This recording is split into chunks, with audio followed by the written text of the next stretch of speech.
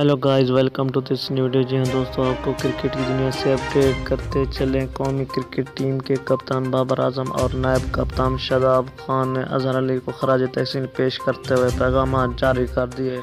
جی ہاں دوستوں، آپ کو مزید آگاہ کرتے چلیں۔ قومی کرکٹر اظہر علی کے ریٹائرمنٹ کے اعلان کے بعد کپتان بابر اعظم اور آل راؤنڈر شاداب خان نے ٹویٹر پر پیغام جاری کرتے ہوئے انہیں خراج تحسین پیش کیا ہے۔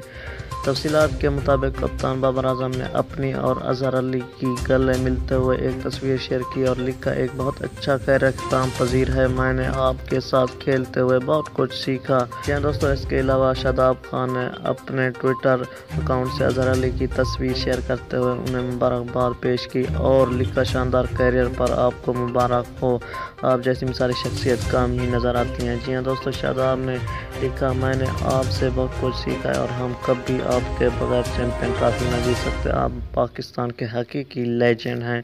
واضح رہے کہ اظہر علی کے گزشتہ روز اعلان کیا تھا کہ آج ہونے والا کراچی ٹیسٹ ان کے کیریئر کا آخری ٹیسٹ ہوگا۔